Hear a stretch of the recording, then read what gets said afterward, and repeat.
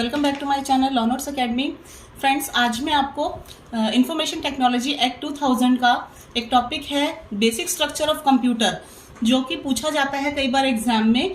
Basic structure ये exam में previous year exams में पूछा जा चुका है, इसलिए इसका बताना आपको जरूरी है कि बेसिक स्ट्रक्चर ऑफ कंप्यूटर क्या है।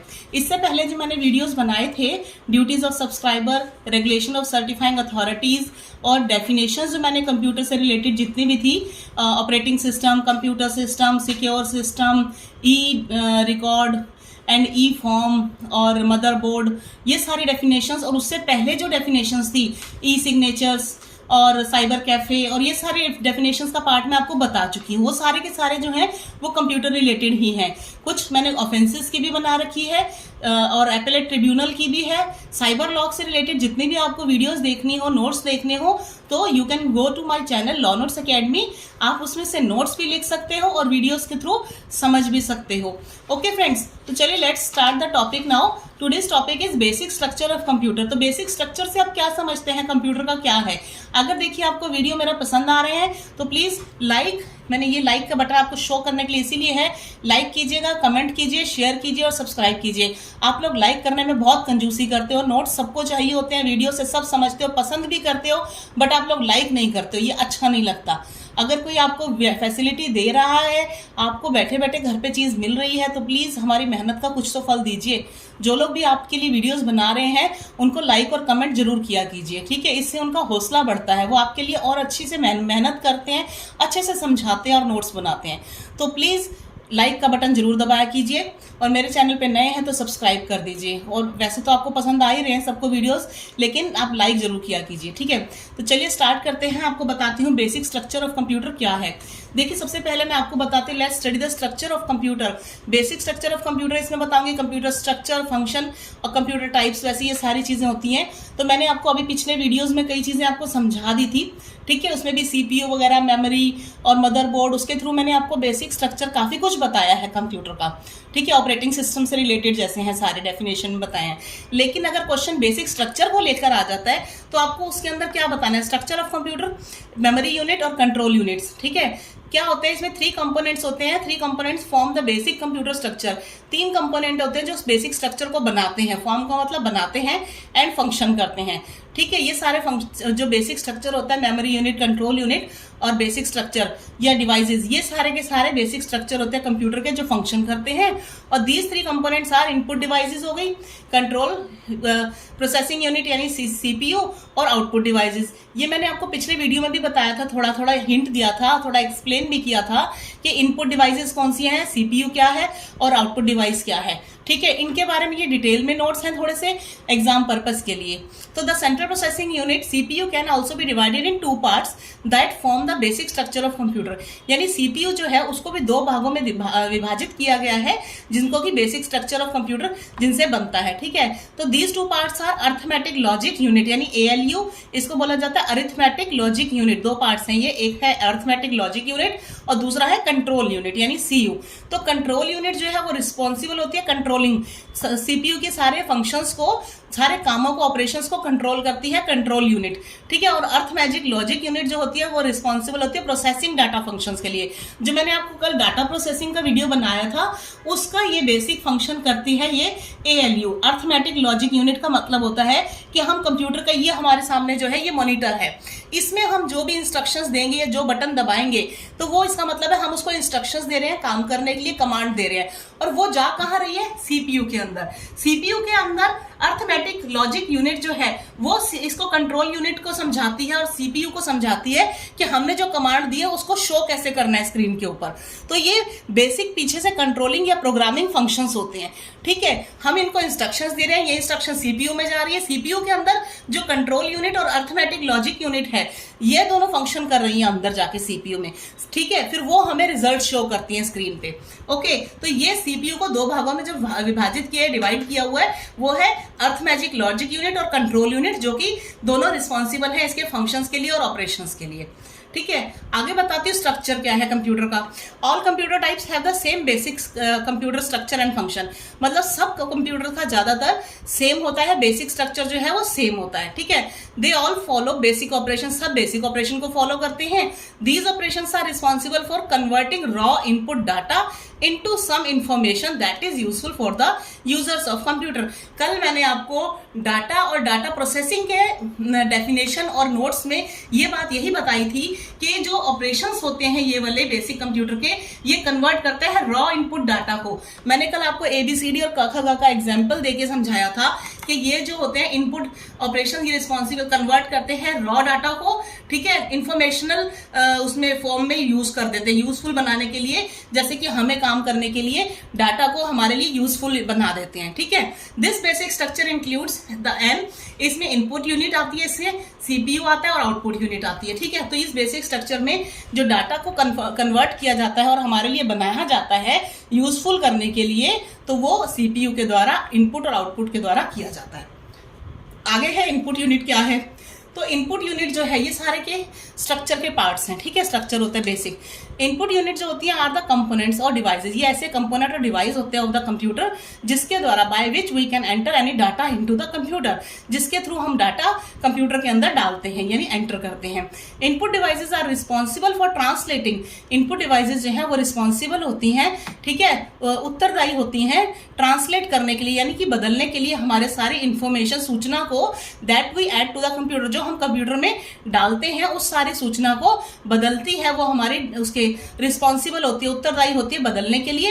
And we add to the computer, जो हम कंप्यूटर में डालते हैं, इनटू अ फॉर्म, उस फॉर्म में, उस रूप में बदल देती है, only understood by the computer, जो कि कंप्यूटर के द्वारा ही समझी जाती है, ठीक है। तो हम जो भी सूचना देते हैं कंप्यूटर को करने के लिए, उसके लिए ये डिवाइसेस उत्तरदायी होती हैं। ये डिवाइस मतलब यंत्र, इनपुट डिवाइस यंत्र ये है, रिस्पॉन्सिबल होते हैं बदलने के लिए, हमारे डाटा को उस फॉर्म में, उस रूप में बदल देते हैं जिससे कि कंप्यूटर उसको आसानी से समझ जाए, ठीक है। All computer types have an input unit, यानी सब कंप्यूटर्स के अंदर इनपुट यूनिट होती ही है। तो ये थी इनपुट यूनिट की डेफिनेशन, या समझ लीजिए मीनिंग क्या है इनपुट यूनिट का, कि भाई इनपुट यूनिट क्या होती है, जो रिस्पॉन्सिबल होती है, हम जो भी डाटा डालते हैं उन इंफॉर्मेशन को वो कंप्यूटर में हमारे लिए यूज करने योग्य उसको एबल बना देती है, ओके, यूजेबल बना देती है हमारे लिए।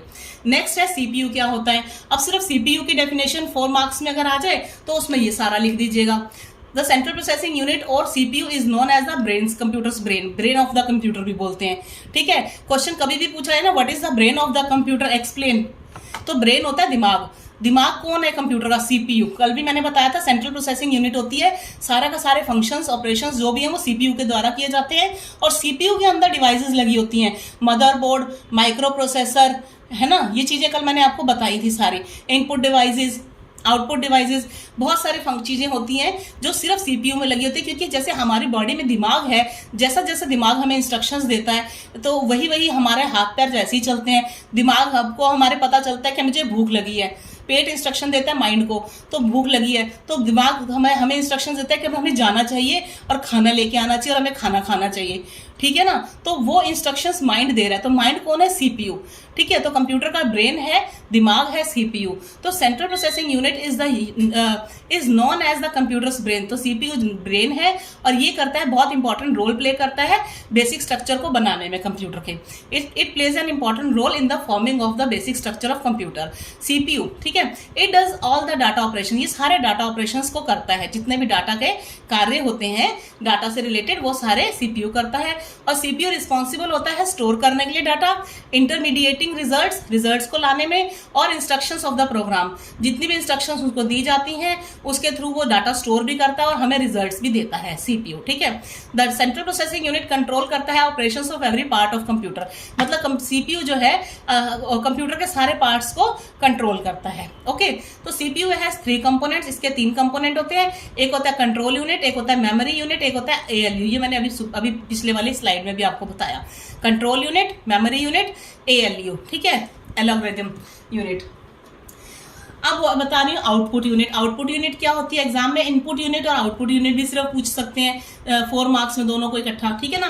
तो आउटपुट यूनिट वो होती है जो that device that helps us get all the required information, वो डिवाइस जो हमें मदद करती है सारी सूचना लेने में फ्रॉम द कंप्यूटर, कंप्यूटर से जो हमें सारी सूचना मिलती है वो हमें आउटपुट यूनिट के थ्रू मिलती है, द्वारा मिलती है, उसको आउटपुट यूनिट कहते हैं। तो आउटपुट यूनिट एक्ट करता है एज अ लिंकेज बिटवीन, मतलब एक लिंक की तरह है, काम किया करता है आउटपुट यूनिट किसमें, यूजर्स में और कंप्यूटर के बीच में।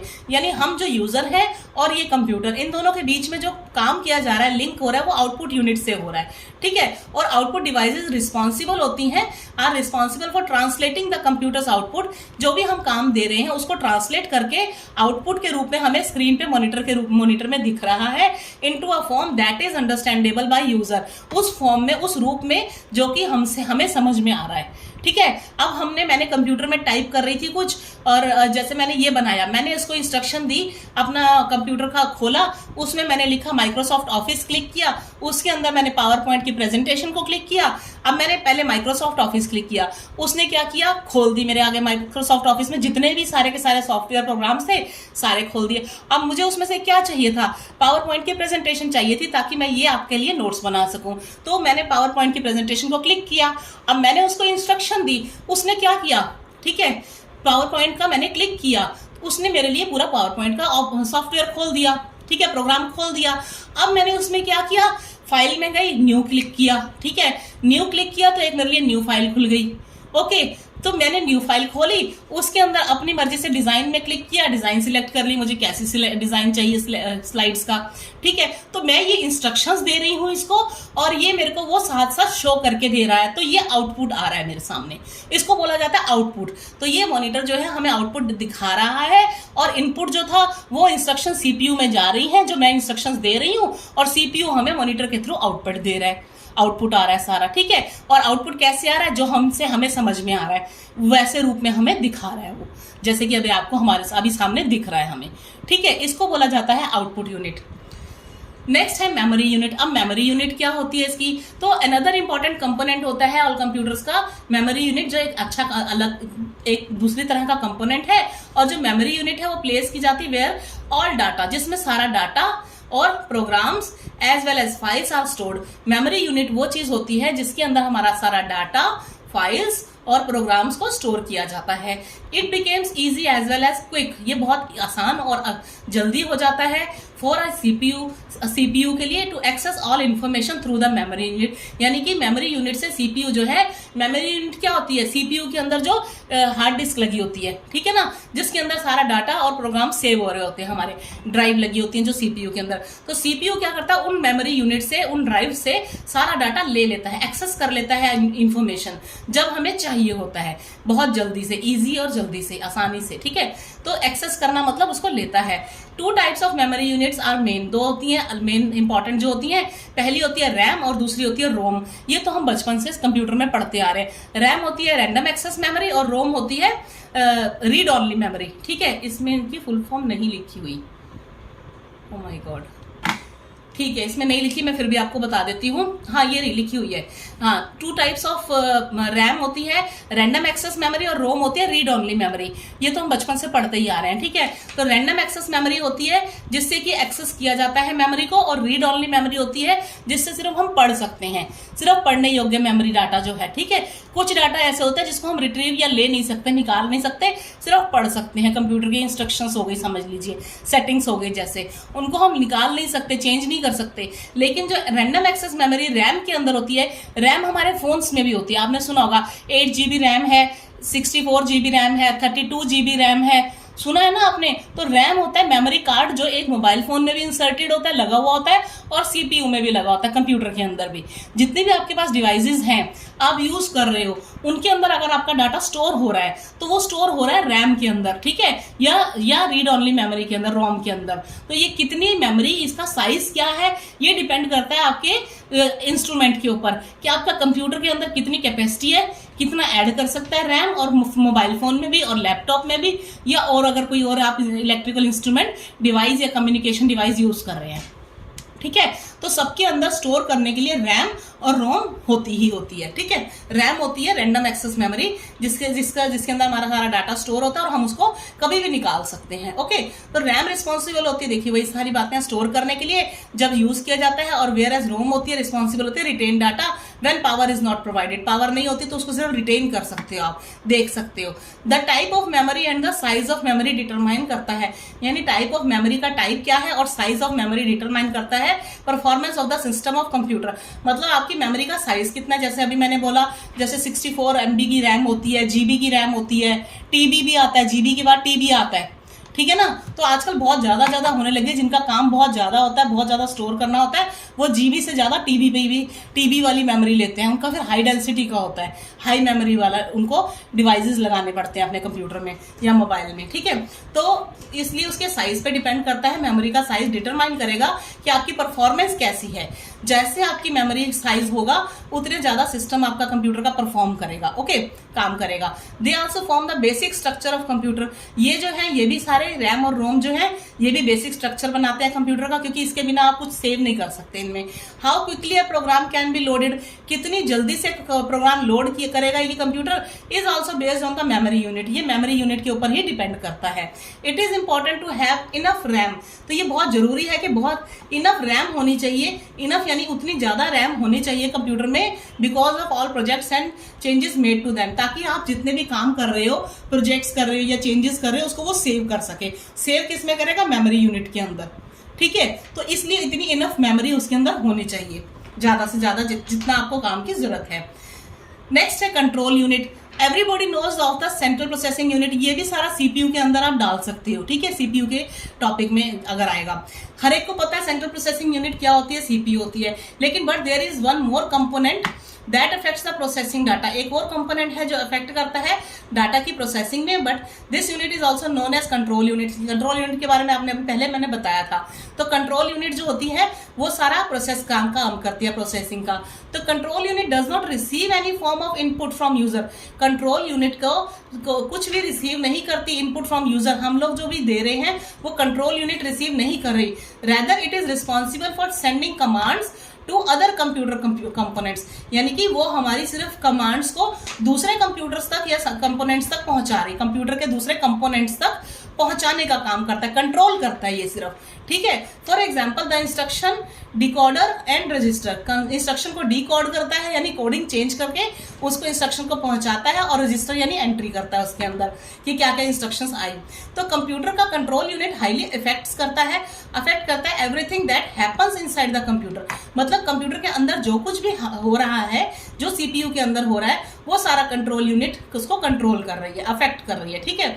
तो ये हैंडल क्या करता है, everything from the execution of instruction से लेकर द रनिंग ऑफ प्रोग्राम, यानी कि जो भी इंस्ट्रक्शंस हम दे रहे हैं उनको अंदर ही अंदर काम कर रहा है, वो इंस्ट्रक्शंस दूसरे यूनिट्स को पहुंचा रहा है, ठीक है। दूसरी डिवाइसेस जो लगी है उनको पहुंचा के वो डाटा हमारा कन्वर्ट करके और प्रोग्राम रन कर रहा है, वो हमारे पास बाद में किसी और यूनिट के थ्रू वापस आ रहा है, आउटपुट यूनिट के थ्रू, ठीक है। तो the control unit does not have any physical form, control unit की कोई फिजिकल फॉर्म नहीं होती है, ठीक है। अंदर कोई इसका इंस्ट्रूमेंट, कोई डिवाइस नहीं लगा हुआ, but still it forms the basic structure of computer. फिर भी इसकी वजह से ही बेसिक स्ट्रक्चर कंप्यूटर का बनता है। तो ये बेसिक स्ट्रक्चर के मैं पार्ट्स बता रही हूँ, input unit, output unit, memory unit, control unit, CPU, ये सारे के सारे बेसिक स्ट्रक्चर हैं कंप्यूटर के, ठीक है, बेसिक स्ट्रक्चर।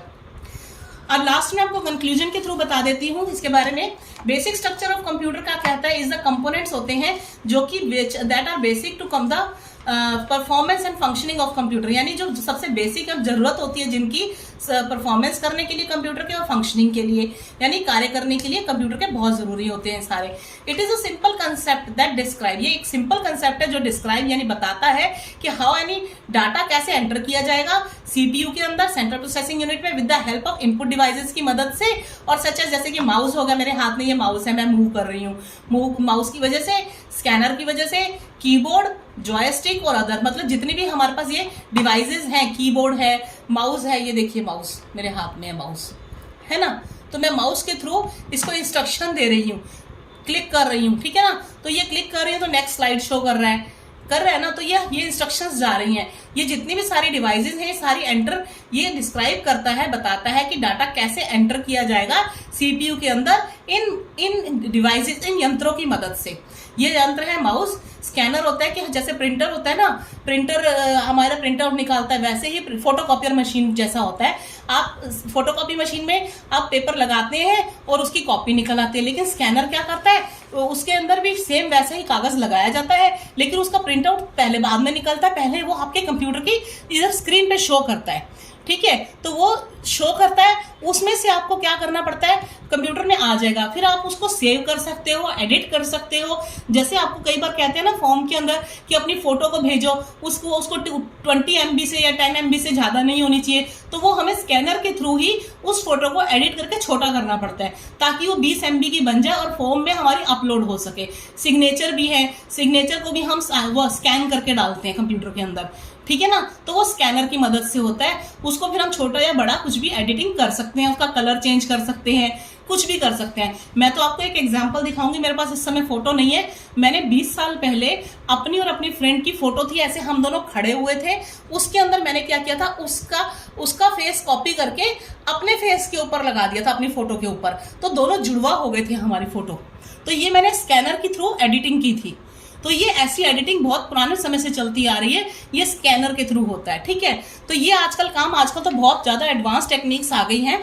तो मैं एक एग्जांपल बता रही हूँ कि स्कैनर के थ्रू फोटो मैंने इसमें शो की, फिर मैंने उसमें एडिटिंग करके फेस अदल बदल कर लिए, उसका फेस अपने फेस पे लगा लिया, तो दोनों की दोनों उसकी जैसे लग रहा था वो दोनों जुड़वा बहने हैं।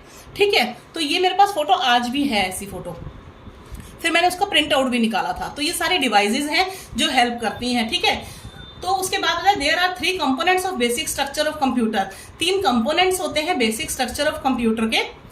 कौन कौन से, जो मैंने अभी आपको बताए, control unit, CPU, input unit और आउटपुट यूनिट। मेन स्ट्रक्चर के ये 3 होते हैं। ठीक है, द मेमोरी यूनिट और कंट्रोल यूनिट जो होती हैं वो भी फॉर्म करते हैं बेसिक स्ट्रक्चर को। मेन इंपॉर्टेंट कंपोनेंट तो हो गए सीपीयू, इनपुट यूनिट और आउटपुट यूनिट, लेकिन जो मेमोरी यूनिट और कंट्रोल यूनिट है वो भी बेसिक स्ट्रक्चर ही बनाते हैं। तो मेमोरी यूनिट स्टोर करती है डाटा और कंट्रोल यूनिट करता है, कमांड देता है और कंट्रोल करता है सारे कंप्यूटर को। तो to get any task done on the computer, कोई भी काम कंप्यूटर पे करने के लिए ये बहुत जरूरी होता है कि टू एंटर द डाटा और इंस्ट्रक्शंस। काम करने के लिए आप पहले उसमें कुछ डाटा या इंस्ट्रक्शंस दोगे कंप्यूटर को फर्स्ट, तभी तो वो काम करेगा। फिर कंप्यूटर फंक्शन डिफाइन करते हैं, how a computer system work. In function से पता चलता है कि कंप्यूटर काम कैसे करता है एंड एक्ट्स कैसे करता है, और बेस्ड ऑन द एक basic structure in a practical environment. तो एक प्रैक्टिकल एनवायरनमेंट है जो मैं आपको ये बना के आपको स्लाइड की शो में टाइप करके सारा आपको दे रही हूँ, और इसकी फिर वीडियो बना रही हूँ, फिर इसको अपलोड कर रही हूँ। ठीक है ना, तो ये कंप्यूटर के थ्रू भी अपलोड हो जाती है चीजें।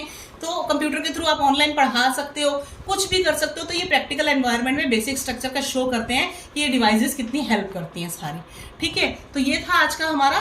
Thank you so much for watching. आज का topic basic structure of computer. तो ये सारे टॉपिक्स मैंने आपको आज समझा दिए। पसंद आया हो तो वीडियो को लाइक कर दीजिए, कमेंट कर दीजिए, ठीक है, और सब्सक्राइब कर दीजिए मेरे चैनल पे नए हैं तो। Thank you so much, have a nice day, take care, bye bye.